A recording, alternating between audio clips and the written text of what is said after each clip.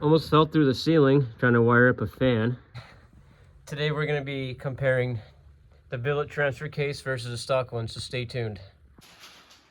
What a mess.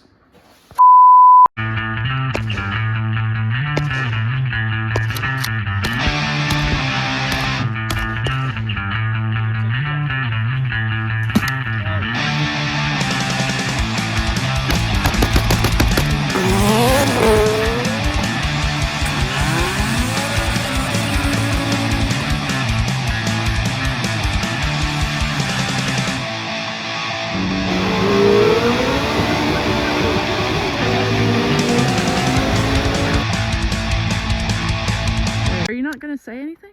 No. I guess I could, huh?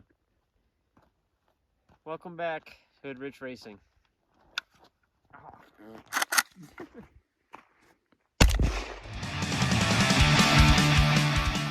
Alright, so it is the next day. Long day.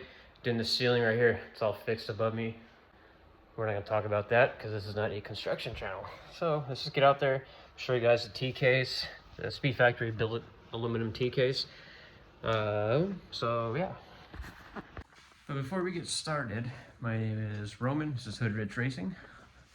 And behind me, well, not behind me now, behind me is this Honda Civic. It is a 1993, I almost said 2000, 1993 Honda Civic, a four-door EG8, I think it's called. But it has a fully built sleeved B-Series engine with forged pistons, rods, and we are going all-wheel drive. If you guys are new to the channel, welcome. You can check out my first two videos of it going all-wheel drive. I also have some videos of car racing before I tore it apart, obviously. So I'm gonna open up this box and show you guys what I think of the transfer case and why it's probably a good idea to put one in your car if you're gonna be fully built with good amount of power and all-wheel drive. So obviously I opened the box when I first picked it up, but first thing I noticed is it's packed real nice with these. This nice foam that they pour in. It stinks, but it's sealed so you won't smell it. It also has some stickers, so that was cool. Stickers, like I said, opened this up already, kind of inspected it. So this is what you get in the box, just a T-case. So before we get into like the technical part and the strength and actual benefits of having this transfer case, let's go look at just the visual aspect of it. It's pretty awesome looking. This is the inspection cover side. See how small that is?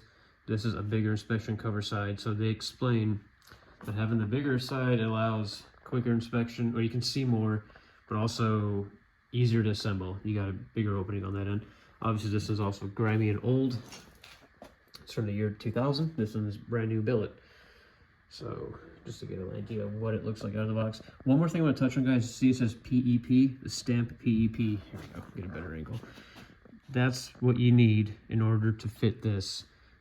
If your transfer case is not stamped PEP, this billet is not going to work. So you're going to have to reuse the cast, or you just have to get a new transmission, which is obviously not ideal when you're pushing a lot of power. So I did run the VIN when I bought the transmission because at the time I didn't know that it was just right under the transfer case. So when you do that, make sure you look under the transfer case, and now that you know where to find it. But also, you can, if there's a VIN number, the guy was legit enough to leave the VIN on there, and I just looked the VIN up, and it came up on OEM Honda parts. Looked the VIN up, and it'll show you what year and make and all that stuff. So one of the big benefits of this thing is the way it's machined. Obviously, it has upgraded. It was explained like bearing caps or race. I don't know if it's the races, but it's the bearing caps, which allows the hypoid gear and everything to stay stable inside. I'm not super knowledgeable on all-wheel drive, but I do have some idea. So the hypoid gear, I believe, comes out of this, and it goes, maybe I'm wrong, actually. Yeah, I think it comes out of there. And you got the gears in here. I think that's the hypoid gear, kind of sits in the center right here. So the way it's machined, it's a stronger aluminum, obviously. It's at a 7075 T6 aluminum is what it's machined out of. And this thing is freaking sturdy. So I would definitely trust this over under high power, even with the stock gears. So you can use the stock hypoid gears and all your stuff. Make sure your bearings are in good shape and everything. Transfer everything onto here. And it's going to look better, and it's going to last longer. So another benefit of having this is the machine, or the pin that's included, the dowel that's included that goes into here. This has a similar thing right here, this dowel. This one is a solid titanium dowel, so under heavy launches, the T-case won't rotate like that will, which does not help breaking gears and all that nasty stuff. That funk, that sweet, that nasty, that gushy stuff. Also, I'm not too sure, someone can correct me in the comments. When I'm literally just reading up the Speedfactory site for you guys, so you guys can, you know, you can look it up yourself. It's definitely a pretty awesome piece right here. So the flange is the strongest aluminum available. This is what really keeps the transfer case rotation, which does cause the high point gear separation, and we don't want that happening. I don't want this car breaking. We're going to be making like 600, 650. And under that kind of power, something's bound to break, especially cast. We are also going to be mating this to a built transmission. It's going to have Gear X. It's going to be good. Gear X gears, 5-speed still. Nothing too fancy, but enough to hold my power. Cool is these bolts, if you look at the top, they're all equal size, equal length. This one, you got the equal length on the bottom. I believe there's 3 that are equal length. Let me flip it over, show you guys the top side of it. This thing's heavier because it has gears in it. So here's the top side. So you have your third one that's equal length, but this one's shorter. So it's a lot more simple design, and it will definitely keep it more sturdy. I did look into it some more, and just the way this is machined, this is thicker webbing. Everything is tougher about it. It will keep everything in place. So also with this billet transfer case, you don't need to run this bracket. This goes from transfer case to the bottom of the block. Sits kind of like, okay, it's hard to tell. This 2-bolt part sits underneath your block, and this 1-bolt part will bolt to the transfer case. So here's the bracket that I had to pay like 45 bucks for. On the stock transfer case, that will bolt right there, and these 2 parts up here will bolt to the bottom of your block by the oil pan. On the billet one, which it says you don't need it, you don't need the bracket for the billet one, in case you guys are wondering, this doesn't fit. This does not fit right here. See that? So that's a waste of money. I'm still going to keep this. If anyone needs this, I guess you can, I don't know, just hit me up and we can work out a deal or something. So that's a bummer. Well, it goes 45 bucks down the drain. So I wish I knew ahead of time. Another thing I want to touch on, another thing that I purchased for this car to make it look better, I did buy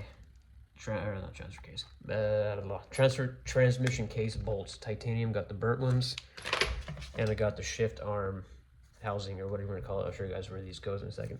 Here's a part number for the shift housing. You can see right there. I didn't know they made a kit. I was actually brought my bolts over in, and I asked if they can match the length, but they said, yeah, we got a kit. That's a part number for the all-wheel drive E-Series bolt kit. So you got all the bolts for that. It's gonna look better, and it's all gonna match. It's also gonna match this stud and the nut that holds my speed sensor on. So you don't want that rusty ass bullshit. You guys probably saw what the case looked like when I was washing everything. So yeah, let me show you guys the new nut and bolt. So I have all the bolts removed off this. That's where the titanium ones are gonna go. You'll see some beautiful rust in there from when I was washing the transmission. I had to let it drain, and it made a freaking mess, dude. So much water was in there. If you look, this is a nut and stud. That's the best I can do. I don't want to buy a bolt, and I had this sitting in my tool case, or my extra bolt case, which is good to have. It's like, shit, like 13 years right now in the Honda game.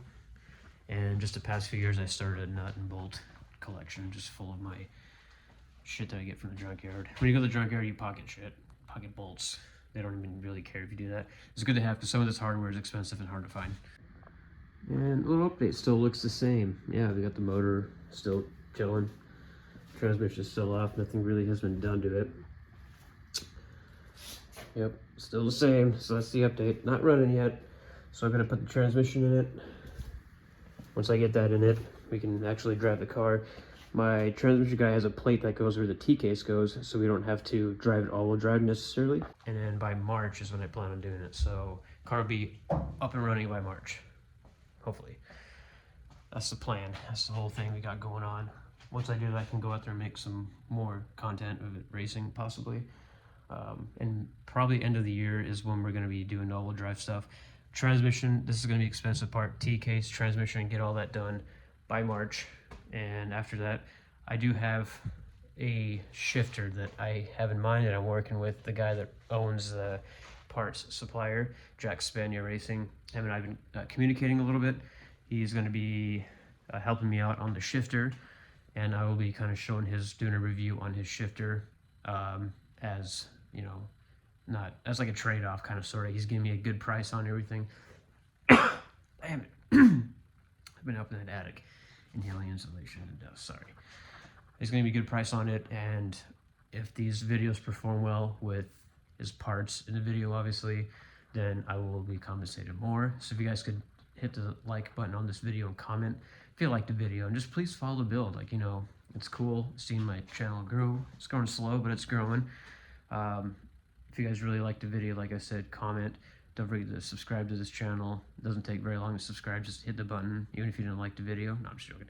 Just subscribe to the channel. It takes 2 seconds. If you enjoy the video, got anything out of it, I would definitely implore you to hit the subscribe button. Like I said, 4th time. It really helps, you know.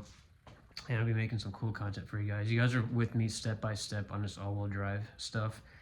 And I am learning with you guys in this video. I just did a lot of research, and I also have, mostly my information comes from good friends of mine. So with that said, I will see you guys next video. Sorry for this short video. I'm trying to get more content out for you guys, but this all-wheel drive stuff is not cheap, and these parts don't come fast. I was actually lucky when I got the Speedfactory. They only stock like 2 or 3 at a time. They had 2 left, and I snagged one of them. I had to get one of them because they don't get them very often. So I'm glad I was able to get that, and I feel fortunate enough to get that. So sadly, that's going to be the end of this video. I will not be installing anything in this video. Kind of on standby, waiting for the transmission. I don't know why I'm pointing at my transfer case. The transmission to get built in March. Once that gets built, I'll make a video, obviously, throwing the transmission in. But beforehand, like I said, we're getting a new shifter. And I'll be showing you guys how we go about installing an all-wheel drive shifter in this thing, aka the TSX Accord K-Series shifter, along with the plate. It's super simple. I thought it was hard until I just watched videos on the tube, on YouTube. On the tube. I guess kind of on the tube if I'm watching it on my TV. That's like an old term for TV. Anyway, yeah, it's not hard. So we're going to be doing that for you guys. So make sure to stay tuned. Go ahead and like, subscribe, comment. Please help me out. Come on now. It takes like 2 seconds. If you guys like the video, I guess. Anyway, later.